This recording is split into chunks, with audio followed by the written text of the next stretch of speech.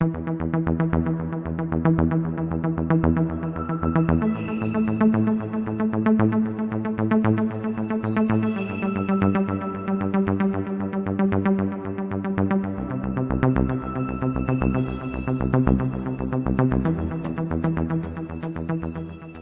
is going on, YouTube Nation? This is Dark Dividend. If you guys are new to my YouTube channel, make sure you subscribe and hit the notification bell so you don't miss future videos.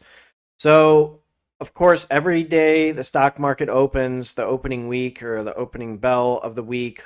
Today's Tuesday, so we had a holiday yesterday, and I worked time and a half, and I was very happy to work time and a half. It's a good holiday to work as a nurse, but I can tell you, the reasons why I dividend invest is I don't want to work every holiday. I don't want to work every other weekend.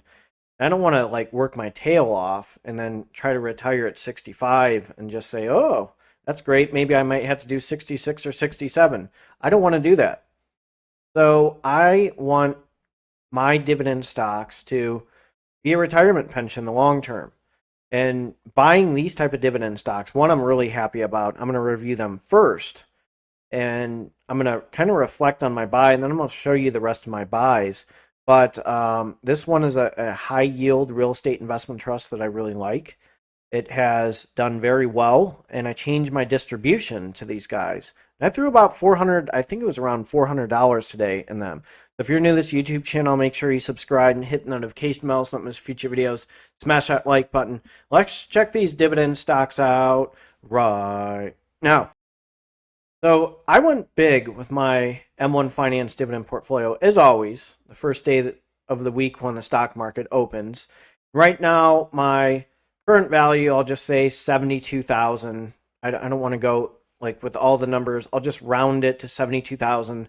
And things are looking pretty good. And I'm going to reveal to you one of the dividend stocks I'm very happy buying. Let's go over that. And that would be the NNN REIT. Before the pandemic, it was actually beating the S&P. Pandemic hit, these guys have not rebounded at all. They have not turned around at all. A lot of real estate stocks or real estate investment trusts have not recovered. So for a dividend investor, especially somebody that has a hybrid dividend portfolio like myself, high yield dividend stocks and dividend growth stocks, this is the perfect real estate investment trust to buy and then eventually use its dividend income to buy dividend growth stocks. This is something it's cheap. It's something that I'm capitalizing on, and I changed the percentage on M1 Finance for a reason. So their average volume is 1.70 million. The market cap is 7.08 billion US dollars. Year range is 3805 to 4821. Day range is 3876 to 3916. And its previous close is 3923. Let's go over these guys. Some nice things on their website. First, they said NNN announced today a second quarter 2023 results and increased 2023 guidance. FFO, core FFO, and AFFO. Just remember, that's very important. We're all 80 cents per share, and the 2023 core FFO guidance was raised to a range of 317 to 322 per share. FFO increased 3.9%, and the occupancy held at 99.4%. 181.3 million was invested in real estate, including 36 properties. Their 30-year average total return is 11.1%. So let's go a little bit more in depth with these guys. So their occupancy rate is 99.4%. They're in 49 states, 350 plus tenants, and 3,479 properties. That is quite impressive. And remember, the bigger is better, more stability. And if you watch my previous videos and you watch my YouTube channel in the beginning, of course, I had to fix the sound back then, and I finally upgraded. But the bricks rate, I really fell apart, and that was a loss of money. Nice thing is I can write off on taxes, and I was in pretty good shape with that. But here's the thing. So their top tenants are 7-Eleven, 138 properties, Mr. Car Wash, 121 properties, Camping World, 47, LA Fitness, 30, GPM Investments, which are convenience stores, 152, Flynn's Restaurant, which include Taco Bell and Arby's, 204, Dave & Buster's, 28, AMC Theaters, 20, BJ's Wholesale Club, 13, Mavis Tire and Express, 138, Sunoco, 61, Walgreens, 49, hey, guess what? I sold Walgreens, and guess what? These guys are a landlord to Walgreens. Chuck E. Cheese, 53. United Rentals, 52. Fish's Restaurants, 68. Fikes, which are convenience stores, 59. Lifetime Fitness, 3. Bob Evans, 106. And Best Buy, 16. So they have a pretty good diversification, which is very strong. Let's go over their revenue trends and dividend history.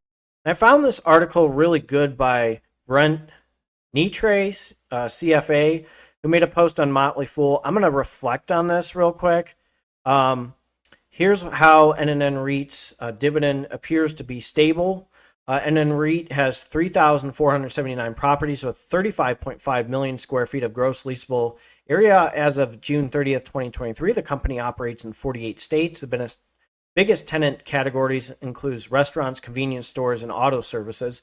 These businesses are relatively defensible, which means that they are more resilient in a recession than retailers that sell at more discretionary goods. So I found that to be very informative. This is a great post. NNN REIT has a forecast 2023 funds for operations. Remember, FFO is very important, of between $3.17 and $3.22 per share.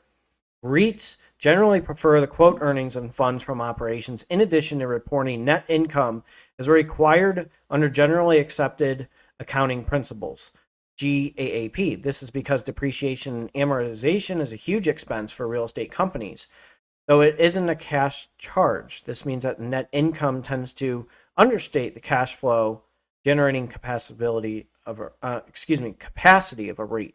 So remember that net income, that's not very important. So great, it is going up with these guys, but again, FFO is way more important. So let's go over this. Based on the company's FFO per share projection, NNN REIT's annual dividend of $2.26 is more than amply covered by the company's estimated FFO. NNN REIT just hiked its dividend in July, and the company has 34-year track record of consecutive dividend increases. Based on the midpoint of its forecast, NNN REIT's payout ratio, the dividend divided by the FFO, is 70.7%, which is pretty low for a REIT, given that they are required to pay out most of their income as dividends to maintain their tax advantage status. So remember, 90% of what they make have to go back to investors. That's a rule of a real estate investment trust. So excellent post. I'm going to jump back up here. Brent Nitre. So I just wanted to let you know about that. And I'm going to put that in the comments section. So I'm going to probably email him and let him know that I gave him some props and I actually referred my subscribers to his link. So again, that's very important. And I'm also going to go over their dividend history. In studying their revenue trends, that's very attractive. So this is annually in millions US dollars, 2016, 533, 2017, 584, 2018, 622, 2019, 670, 2020, 660, a little bit of a decrease. You can blame the pandemic. And then 2021, 726, and then in 2022, 773. So I'm going to jump to their dividend history now. I'm going to start in 2011. This is a quarterly dividend real estate investment trust. Remember, you have to report this as regular income when you get a dividend from these guys. And I'm going to say this 1,000 times. FFO. FFO. That's the most important metric, one of the most important metrics with real estate investment trust. So 2011, 38 cents to 39 cents. 2012, 40 cents. 2013, 41 cents. 2014, 42 cents. 2015, 44 cents. 2016, 46 cents. 2017, 48 cents to 50 cents. 2019, 52 cents. A little stagnant. 2021, 53 cents. 2022, 55 cents to 57 cents. Their payout ratio, according to Zacks, right now is 68%. The number of dividend increases in the last 5 years is 5. Dividend growth in 5 years is 2.13%. So this isn't the best dividend growth stock. It's a slow dividend growth stock. So if you go for higher yield, you're going to get a little bit of a slower dividend growth. So I have a hybrid of that. And I'm going to explain to you some of my dividend stocks that I bought today that have better dividend growth. So if you bought one share, you made $226 with a 5.76% dividend yield. Now let's jump to my dividend stock buys. So here are my dividend stock buys. I threw $501. I'm still waiting on the incoming dividends. M1 Finance is a little behind. But Starbucks, I threw in $26.04. I got like barely like 0.26 shares. NNN REIT, I went big. I got 10.83 shares.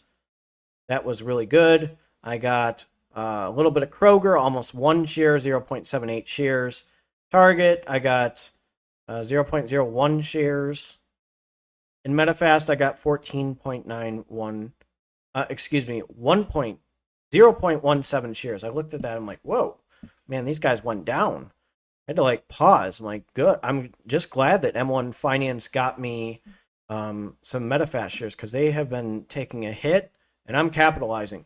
So I have a combination of dividend growth stocks and high yield dividend stocks. So I'm hoping that NNN REITs dividends end up buying stuff like Starbucks and Kroger and Target and Medifast. So this is why I have the combination. I'm kind of loading up. And again, the real estate sector and financial sector have not recovered against the S&P. They're still way down. These guys are at a good discount. This is why I'm buying them. So if you're new to this YouTube channel, make sure you subscribe and hit the notification bell so not miss future videos. I will have a video posted for you tomorrow, and I'm going to jump to my disclaimer. So as a reminder, this is my disclaimer, and I have a disclaimer in the description of my video. This is for entertainment purposes only. This is not for financial advice. I am not a financial advisor. I am not giving you financial advice. Seek advice from a financial advisor, somebody that's certified to give financial advice. Not come to me as like a savior or anything. I'm showing you my dividend investing journey. So you can lose a lot of money when it comes to investing in the stock market. I've lost money. I've gained money. There's just a huge risk when it comes to investing. So make sure you do your due diligence and make sure that you do your research on stocks before you pull the trigger. And it's best, again, to seek financial advice from a financial advisor. So don't look at me regarding that. These stocks that I bought today, I plan on being long in them unless something crazy happens, a dividend cut, or they just go kaput, or they suspend their dividend. I will probably sell them. I'm just being straightforward with you. I plan on being long with these dividend stocks. I really like them. I like the decisions that I made today. So in the next 72 hours, I will be holding on to these stocks unless something crazy happens, like a dividend cut, like I said, or just something that would drastically change my mind. I'm very transparent with my investments, and I show you my dividend investing journey, and you guys have been amazing. So you guys take care and have a great Tuesday.